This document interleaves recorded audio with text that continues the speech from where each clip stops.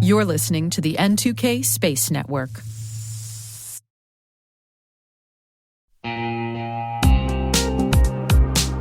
Cyber threats are evolving every second, and staying ahead is more than just a challenge, it's a necessity. That's why we're thrilled to partner with ThreatLocker, the cybersecurity solution trusted by businesses worldwide. ThreatLocker is a full suite of solutions designed to give you total control, stopping unauthorized applications, securing sensitive data, and ensuring your organization runs smoothly and securely. Visit threatlocker.com today to see how a default deny approach can keep your company safe and compliant.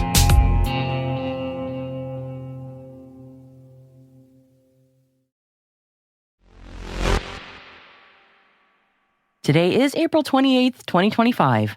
I'm Maria Varmazes, and this is T-Minus. T-Minus. 20 seconds to LOS. Egress. Go for deploy. Roger, roll. Live. The Spaceflight Laboratory has completed the assembly of the Aspera Space Astrophysics Microsatellite Bus. 4. AST Space Mobile to implement best practices between satellite communications and ground-based optical, infrared, and radio astronomy observations. 3. China is working on a traffic management system to better organize satellite placement and operations. 2. Firefly Aerospace scrubs the Message in a Booster mission for Lockheed Martin. 1. USSF awards a NSSL Space Vehicle Processing Commercial Solutions opening contract to Astrotech Space Operations. 0.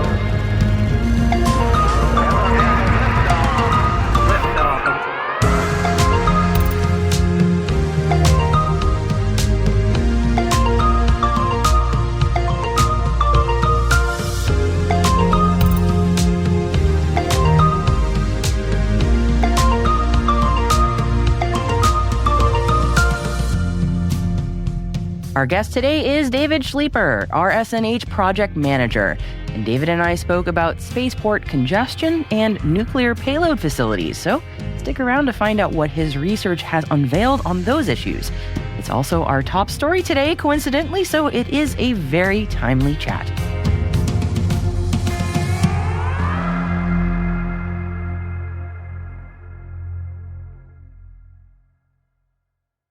Happy Monday, everybody. I am back from vacation. It's good to be back with you. Let's dive into today's intel briefing, shall we? The United States Space Force's Space Systems Command has awarded a National Security Space Launch Space Vehicle Processing Commercial Solutions opening contract to Astrotech Space Operations. And with this contract, USSF will expand commercial space vehicle processing capacity for NSSL missions at Vandenberg Space Force Base by 2028. Colonel Dan Highlander, Director of Operations Integration for SSC's Assured Access to Space Program Executive Office, says this $77.5 million CSO award is a public-private partnership for cost sharing of much-needed launch infrastructure to support the increased demands of both military and commercial launch activities. This expanded processing facility will support national security space priorities, improving USSF's responsive and resilient launch capabilities for the warfighter. Astrotech is a Lockheed Martin subsidiary based in Florida. It is already the primary provider of payload storage and satellite processing services for spacecraft arriving at both eastern and western launch ranges before liftoff. With this new contract, USSF hopes to alleviate issues with access to secure payload processing facilities, which are particularly strained with the increased rideshare programs. We were here at T-Minus all glued to our screens this morning for our partners at NASAspaceflight.com's coverage of the Firefly Aerospace Alpha launch. The Alpha Flight A006 Message in a Booster mission was due to lift off from Vandenberg Space Force Base for their first in a series of dedicated missions for Lockheed Martin. And after a number of holds, which stretched across the full launch window, the launch was scrubbed at the last minute. Firefly shared that the scrub was due to an issue with the ground support equipment. There are multiple backup launch windows for the mission this week, so we do hope to see the Alpha rocket back on the pad quickly. Chinese media says the China National Space Administration, known as CNSA, is working on a traffic management system to better organize satellite placement and operations.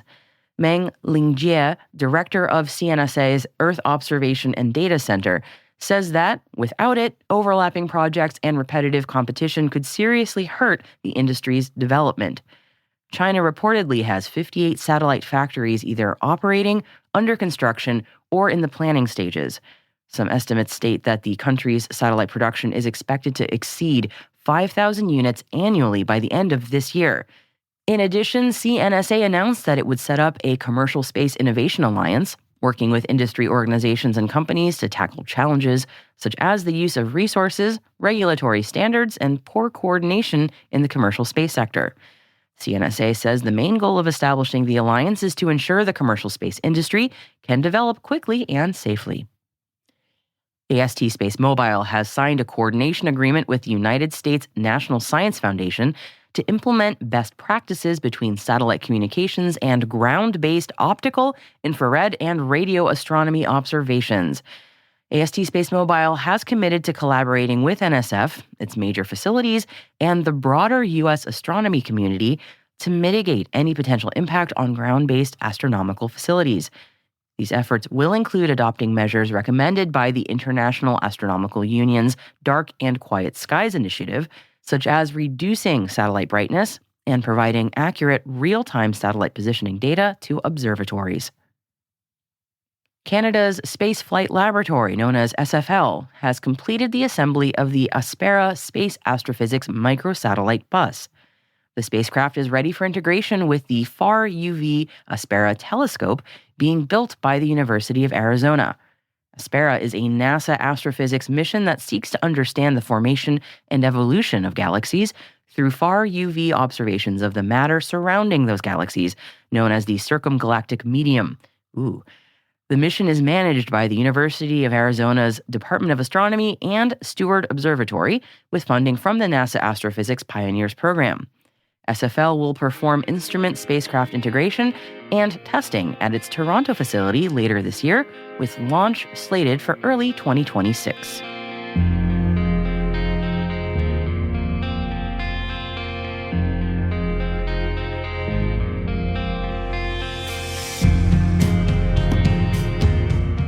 That concludes today's Top 5 Stories. N2K senior producer Alice Carruth, who was so wonderfully on the mic for me last week. Thank you, Alice. She has more on the other stories that we are keeping an eye on. Alice? Welcome back, Maria. We have 4 additional links in the selected reading section of today's show notes. The first covers more on the Space Foundation's Space Workforce for Tomorrow's agreement with ISU. The next is on NASA's Goddard Institute for Space Studies lab, which has had its lease cancelled in New York City. And then there are 2 leadership appointment announcements. First, for the South Australia Space Industry Centre and Axiom Space to read up about. And please remind us where we can find all of those links. Links to all the stories covered throughout the show can be found on our website, space.n2k.com. In addition to the episode show notes, just click on the daily episode title to find the full show page. Hi, T-Minus crew. If you would like daily updates from us directly in your LinkedIn feed, be sure to follow the official N2K T-Minus page over on LinkedIn. And if you're more interested in the lighter side of what we do here, we are at T-Minus Daily on Instagram. And that is where we post videos and pictures from events, excursions, and even some behind-the-scenes treats. Links are in the show notes. Hope you'll join us there.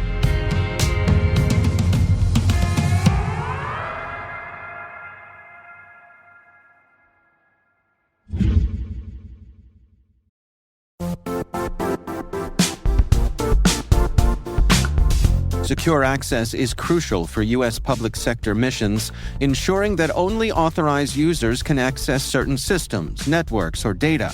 Are your defenses ready? Cisco's Security Service Edge delivers comprehensive protection for your network and users.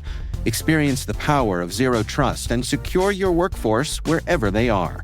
Elevate your security strategy by visiting cisco.com/go.sse. That's cisco.com/go/sse.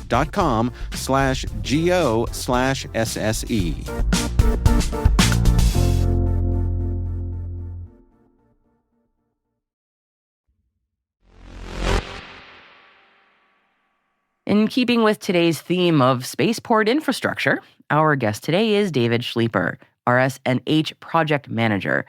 RS&H has recently looked into the issues with spaceport congestion and lack of nuclear payload facilities. David shared some insights into what they found.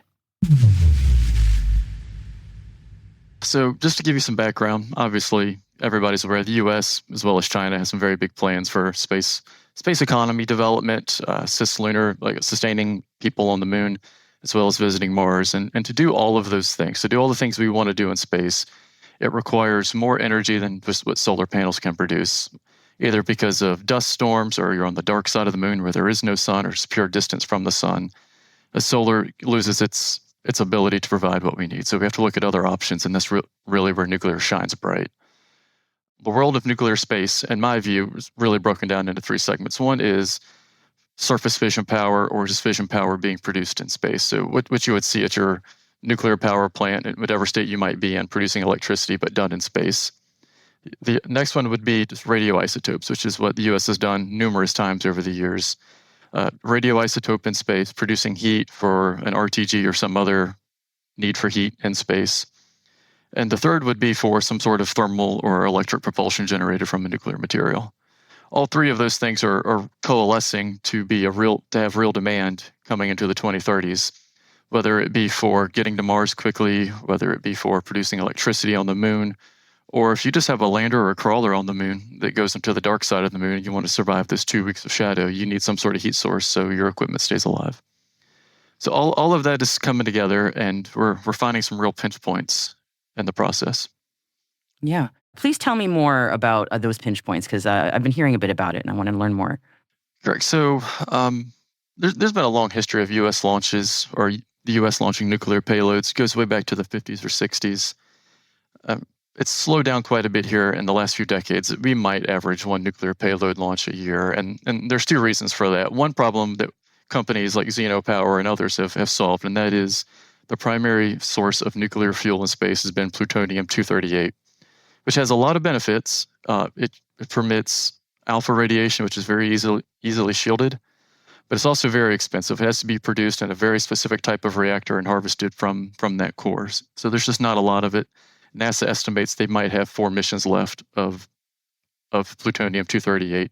And one of those missions would be the Dragonfly mission scheduled for 2028. So there's not a lot of that left. So other companies have gone out, looked for other isotopes that are part of your standard reactor decay. And they've identified some other possibilities such as strontium-90 and americium-241. The americium in particular puts out alpha radiation, so it's pretty similar to plutonium and how you would manage it, but it has a much longer half-life of 430 years versus the 87 of plutonium. So you can see some advantages. If you have a long mission to Jupiter, Saturn, even to Mars, 430-year half-life, you won't notice much performance difference. So we seem to have some solutions. We seem to have some solutions coming for the shortage of plutonium and the cost therefore. The next issue, the second issue that has been a real pinch point is how do we integrate these nuclear fuels into our payloads and onto the rockets? There is essentially one facility that's doing this currently, sporadically. It is the PHSF, the Payload Hazardous Servicing Facility. It's at Kennedy Space Center. And it checks all the boxes. It has some cleanliness capabilities. It's separated enough from the rest of the spaceport that your traffic's not going to interrupt what you're doing, and the nuclear material isn't going to interrupt traffic, vice versa. And it's also close enough to the pads that you can roll quickly out to the pad without disrupting the public or other operations going on. I would say that the average stay time when a company comes to integrated payloads, or let's say the Dragonfly mission in 2028, they expect to be there about 6 months. So it's a pretty long integration process. And when speaking with rocket companies, these nuclear companies, the payload providers, we expect double-digit nuclear launches annually by the end of the 2030s. So 2035 to 2040, we could see 2 launches a year. Dozen launches per year of nuclear payloads. So with the choke point being a singular facility that can handle no more than 2 payloads a year, we're trying to raise the red flag and identify that as a problem now and see what we can do to resolve it. Yeah, so I would imagine, it sounds like we need to be shoring up our existing bases and spaceports to have that kind of a facility. I imagine it's very difficult to spin up. I mean, there's got to be a reason there's only one. It must be extraordinarily difficult to build one of these. Correct. Part of the problem is just the isolation. You don't want to put this right in the middle of heavy spaceport traffic, whether it's road traffic, flight paths, et cetera, et cetera. So there are very few geographic locations that are still capable of this. We're looking at other options within RS&H to propose to different companies. One would be would a sea-based platform where you integrate these nuclear payloads and launch them at sea. Would that be productive? Would that be useful? And what other ways can we either retrofit existing facilities or build new facilities so that they can be safe? We can integrate all this nuclear material that does emit radiation, admittedly. How can we do that safely without interrupting already congested spaceport activity? Yeah. I'm thinking. We already have an issue where we don't have enough spaceport capacity in general. Though launching from sea has been something that I know a lot of people are looking at as to alleviate that issue. But there a lot of our spaceports. There's been population growth around them, and there's always going to be pushback, understandably. So we need more spaceport. It's a very complex issue. So aside from launching at sea, is the thought that maybe more isolated spaceports would be a solution, like geographically isolated? Correct. Another option we're looking at is, could you integrate the payload right at the pad? That means the nuclear material would be outside of its cask for a shorter period of time. It'd be integrated onto the rocket day before launch and go from there. And frankly, so process Maria, change. Yeah, correct. And that would not be an insignificant thing. There's new tools, equipment, facilities, lots of things that would need to be implemented for that. But frankly, some of the companies we've spoken with, they're pondering the idea of launching from a non-federal range, because if you go to a federal range, there are additional hoops to jump through as far as nuclear material. Whereas if you launch from a private range, you have more freedom to operate, more flexibility to operate. That makes a lot of less sense. Requirements, less hoops to jump through. Yep. I could see that. Yeah. So going back to the process change, the integration process seems to me from the outside an extraordinarily complex thing. So the idea of I imagine not just a process change, but even the launch vehicle itself. I mean, would we need new launch vehicles, or would they need to be retrofitted in some way to accept? Or actually, I would. I'm just trying to imagine, like, if we change things to load onto the payload. Sorry, I'm completely confused right now. Sorry. Take your time. You're no more confused than I am. Don't worry. What I'm trying to get at is, it sounds like to me, if we were going to put the nuclear material on at the launch pad, it would not only be a process change, but also the spacecraft itself would need to be significantly changed, maybe, or would it not? I mean, and that's the part. That's potentially okay. Because if we're talking about a big process change, right? Go ahead. Yep. No, I was going to say, well, on that topic, I really look at what Intuitive Machines has done on top of the Falcon 9. They've been able to modify the fairing and fuel their landers when it's vertical on the pad with LNG. It might take something similar to integrate these nuclear payloads. And I would say that the TLDR of everything I've said so far is it's probably time, or it's well past time, for nuclear companies, the rocket companies, the spaceports, and any interested party to start getting to sit down at a table, discuss what the requirements are and how we can most optimally do this, because there are real changes that will be needed to do this. We need to figure out the best processes, the best procedures, and the most effective path forward. Absolutely, because the clock certainly is ticking, and there's a lot that needs to happen. So, David, I want to just thank you sincerely for being so patient with me as I'm trying to understand this. Because as I fessed up at the beginning, this is definitely something where I'm learning from the start. So, thank you so much for explaining this so well to me. Is there anything that you want to leave our audience with as sort of any final thoughts before we head out? It would go back to what I was just mentioning. I think we need to get the right people at the table to have this conversation. And obviously, each rocket's going to have its own requirements. Each payload will have its own requirements.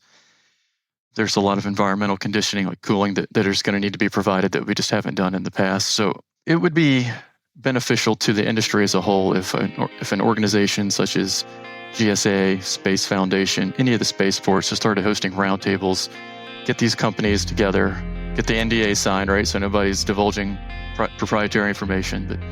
But let's start figuring this out. We don't even know what the radiation is going to do to the vehicle, much less how to integrate it. So we are at step 0 of this plan, and it needs to start 2 years ago, probably.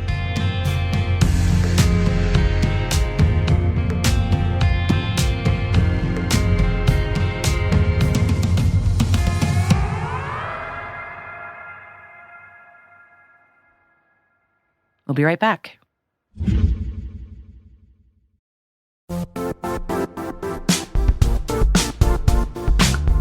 And now, a word from our sponsor, ThreatLocker. Keeping your system secure shouldn't mean constantly reacting to threats. ThreatLocker helps you take a different approach by giving you full control over what software can run in your environment. If it's not approved, it doesn't run. Simple as that. It's a way to stop ransomware and other attacks before they start, without adding extra complexity to your day. See how ThreatLocker can help you lock down your environment at www.threatlocker.com.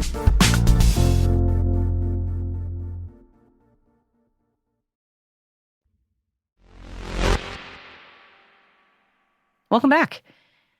I spent last week on vacation, really a staycation, and very much offline. I had lots of conversations with neighbors and shop owners and people in my local community, which always leads to fun conversations about what I do for a living and, inevitably, interesting points of view from everyday folks who often have little interest, let alone understanding, about space stuff. And yeah, last week the hot takes about the all-female Blue Origin flight were very interesting, but I will spare you. When I get to talk with someone who remembers the early 1960s, well, something I love to tell them is that Telstars 1 and 2, which are telecommunications satellites that were launched in 1962 and 63 to huge international fanfare at the time, well, they are both still in orbit. Yes, they have outlasted the British band The Tornadoes, which wrote a chart-topping song about Telstar and broke up in the late 1960s. A decade after Telstar, the satellite's not the song, the Soviet Union launched a 495-kilo spacecraft, the Cosmos 482. It was supposed to head to Venus, but had technical issues trying to leave our planet's orbit and has been stuck there ever since, slowly circling the orbital drain. But its time is coming to a close, and Cosmos 482 is expected to make its earthly reentry pretty soon, sometime between May 8th and 11th of this year. We are in a solar maximum, though, so solar activity could shift that timeline in either direction. Normally, an old bit of spacecraft re-entering the Earth's atmosphere is not really noteworthy, but remember that Cosmos 482 was Venus-bound, and so it was designed to survive the horrendous Venusian atmosphere, or try to anyway, which means there's a decent chance it won't burn up entirely on re-entry here. No need to go all Chicken Little, though. The sky is not falling, just maybe let's keep a little eye out on Cosmos 482's expected re-entry path as its final days draw closer. Most likely, it'll make a watery landing, but maybe some of you lucky listeners will get to see its fiery demise safely from a great distance.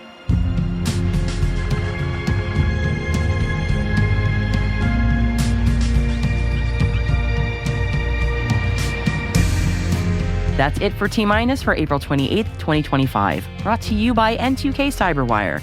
For additional resources from today's report, check out our show notes at space.n2k.com. We'd love to know what you think of this podcast. Your feedback ensures we deliver the insights that keep you a step ahead in the rapidly changing space industry. If you like the show, please share a rating and review in your podcast app. Please also fill out the survey in the show notes or send an email to space@n2k.com. We're privileged that N2K Cyberwire is part of the daily routine of the most influential leaders and operators in the public and private sector, from the Fortune 500 to many of the world's preeminent intelligence and law enforcement agencies. N2K makes it easy for companies to optimize your biggest investment, your people. We make you smarter about your teams while making your teams smarter. Learn how at n2k.com.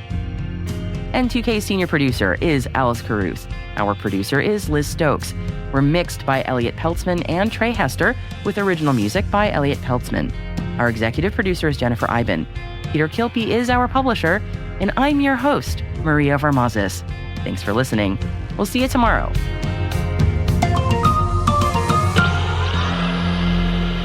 T-minus.